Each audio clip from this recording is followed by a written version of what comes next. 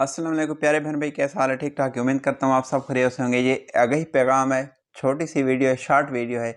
मेरी बात को मुकम्मल सुनना, इसलिए मैंने थंबनेल के ऊपर लिखा है कि अगली शाम तक जल्दी ही अल्लाह को राज़ी कर लो।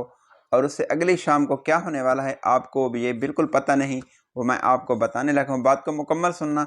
बात को मुकम्मल सुनकर अगर वीडियो अच्छी लगी तो भाई के चैनल को सब्सक्राइब करना। अल्लाह आप सबका हामी और नासिर हो। अच्छा देखें, मैं और आप मुसलमान हैं, रमज़ान का महीना चल रहा है, तो जो मैंने लिखा है ना कि अगली शाम तक अल्लाह को राज़ी कर लो, उससे अगली शाम क्या होने वाला है वो आपको नहीं मालूम। बिल्कुल ना आपको मालूम है ना मुझे मालूम है। ये तो मैंने अगली शाम का वैसे ही कह दिया। खुदा की कसम अगले सेकंड का ही पता नहीं कि मैं ज़िंदा रहूँगा या नहीं, आप ज़िंदा रहेंगे या नहीं। तो अगली शाम तो बड़ी दूर की बात है। इसलिए ये मेरा एक मैसेज है, एक पैगाम है कि जितना हो सके जल्दी अल्लाह को राज़ी कर लो। खुदा की कसम अगर अल्लाह नाराज़ तो हमारी दुनिया गई, आखरत भी गई। इसलिए जल्दी अल्लाह को मैंने इसलिए कहा कि अल्लाह को राज़ी कर लो अगली शाम से पहले।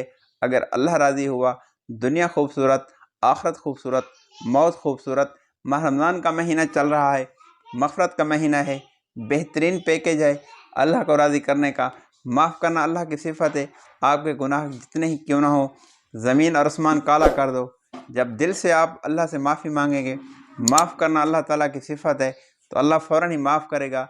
इसलिए मैंने लिखा है कि अगली शाम को क्या होगा ना तो मुझे पता है ना आपको पता है, हम ज़िंदा रहेंगे या ना रहेंगे। इसलिए जल्दी अल्लाह को राज़ी कर लें। मेरी बात अच्छी लगी चैनल को सब्सक्राइब करना।